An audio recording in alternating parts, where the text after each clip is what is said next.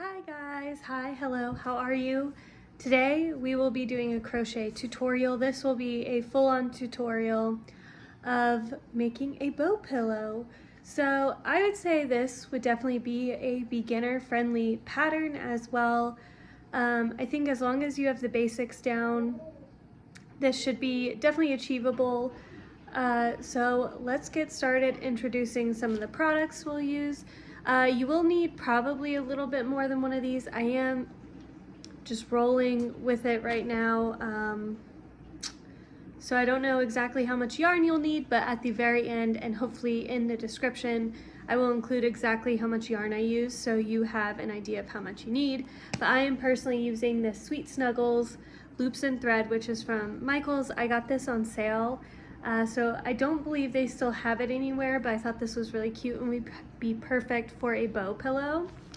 It is I think like extra, where is it? It's a jumbo yarn.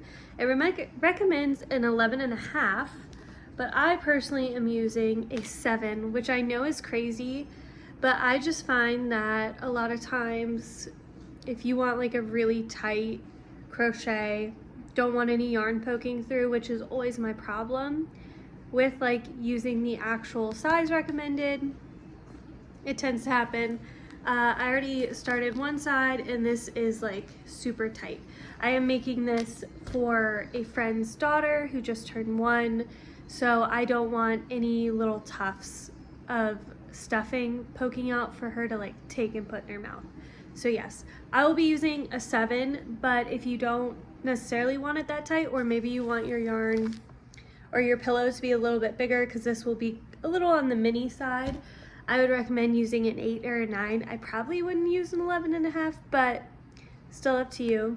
And then the other thing, there we go.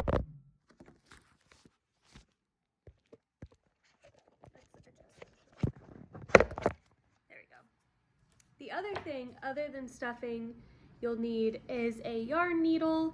So you'll need also the basics of sewing together your projects. So let's get started. Here is just the sample of what we are going for right now. With projects like this, especially since I make it up as I go, I make my pattern as I film these videos. When it has 2 like matching pieces, I typically do one first. So other than the fact that I have not finished it because I ran out of my original skein of yarn, I just wanted to show you guys what we're going for. So we'll move this out of the way and I will get my fresh skein of yarn here. And so you can do this 2 ways. You can either have a nice long tail on your project, or you could also add acrylic yarn to your supply list and use acrylic yarn to weave your project together, which I personally will be doing, so I'm not having a long tail. If you don't want to do that and want to just use the yarn in your project, I recommend doing a long tail. Anyways, so our starting chain will be 35. So start with that. My starting chain is complete. And I'm going to turn my work, and we are going to be doing a single crochet, and we're going to, as you can see, we have a loop on here which does not count as a stitch, and we're going to skip this first one, go into the second one and start our single crochet, and we're going to go all the way down to the end. So our first row should have 34 stitches in it. If your work looks like this, that's okay.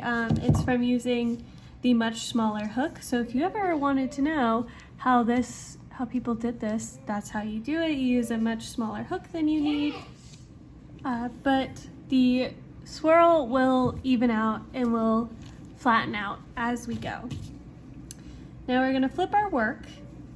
And unlike last time where we skipped, this time we're not gonna skip. We're gonna go into the first stitch and then go all the way down. So once again, we should have 34 stitches into our second row. And we're gonna continue this pattern where we just keep putting into the first stitch, go all the way down for a total of 20 rows. So after this one, it'll be 18 more. but in total, all of our rows will be 20. My 2 rectangles are done. So my next step will be, I'm gonna take some acrylic yarn. Like I said before, you can use your tails if you prefer, but I'm gonna use my acrylic, which actually matches pretty well. I just had some extra, a lot of extra. I needed a little tiny bit for a project, and now I have all this yarn to use. And I'm going to weave from this corner all the way around to this corner, leaving one side completely open. And by weave, I mean this. Just for clarity, I'm going to, whoops, attach my 2 panels together. Basically what you want to do is you want to pick your 2 sides that you want to be, which this one's backwards. Basically your 2 sides you want to be your inside or your outside pieces, put them on the inside, because we'll flip them after I'm done weaving so we can have the seam on the inside here. And I'm just going to tie this off with this one.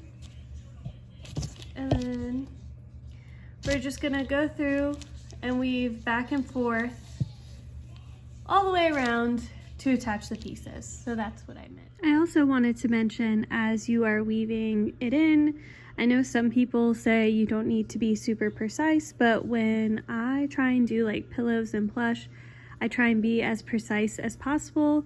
So I basically go through every little section like so.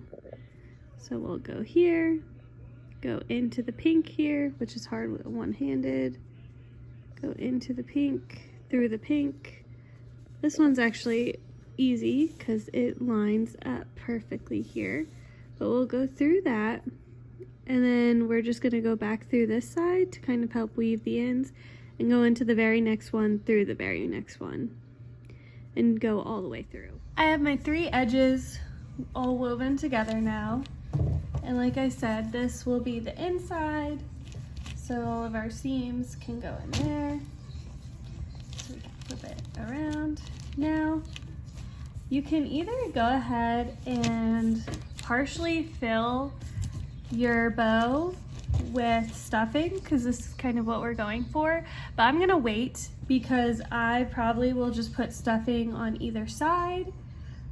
So I'm going to do the center piece next, which I think I have just enough yarn to use. For the starting chain of the center piece, I'm going to start with 20. Once we get 20, I'm going to go to the side here. I'm gonna skip the first one, go into the second one. Make sure I go into the second one here. And then my first row will have 19 stitches. I did 4 rows in total for this, and it's going to be tight, but I will kind of show you guys how I'm gonna scrunch it. First, I'm gonna stuff the bow itself and then weave it closed, and then we're gonna scrunch it and cinch this. As you can see, I have it stuffed. I have it stuffed enough where I can pinch the center here, and I'm going to kind of wrinkle it up and ball it into my hand so we can attach this. And if you have stitch markers, this will be a really great place to use them, because like I said, it's gonna be really tight on here. So I am going to use my stitch markers, and or even a clothespin, and I'm going to pin them so I can have an easier time weaving this on. One way you can also do it, which I think I'm gonna do in tandem with using stitch markers here, is I'm gonna go ahead and weave one side in. This will be either my bottom or my top.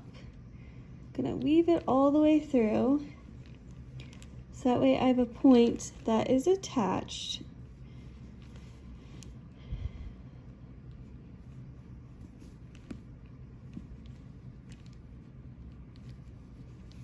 And then I'm going to take the other side, and then I'm able to scrunch it and pull it all the way around, and then make sure I like how it's kind of scrunched up here. flip it, change it where it's in a way I like. So let me get my stitch markers so I can also adjust the ripples and stitch it. Now I have my stitch markers holding on for dear life. I'm going to use my end here.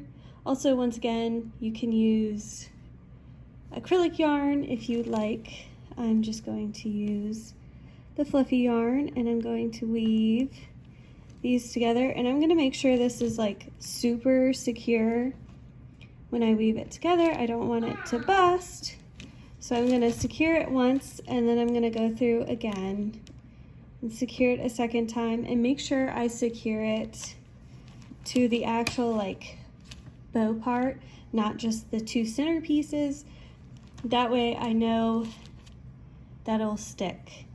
And if you are very worried, you can also weave down all these ends, but I don't think I will do that.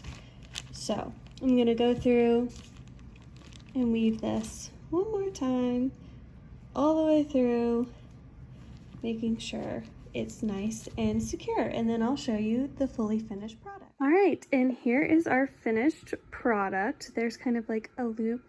I do have to like kind of fluff it. As you can see, there's like a little empty spot, but I'm gonna fluff it real quick so we can get a little bit better view of it. Because of how like tight it's pulled, it's kind of hard to tell. It almost looks like a butterfly. I feel like you could almost do this exact pattern and then just add little antennas and do this a different color and you'd have a butterfly. All right, I've fluffed it up here so it's a little bit flatter. Yeah, so here is our bow. There is the top, the bottom, and yeah, I figured that was a nice, easy tutorial for especially people who are starting out, have some experience, kind of have general knowledge of what they're doing, but wanted something that you can actually use. That's always the thing with crochet, is I try and make sure everything I make is usable or somebody can use it. And yeah, so I hope you guys enjoyed this and I hope you guys have a great rest of your day. Bye!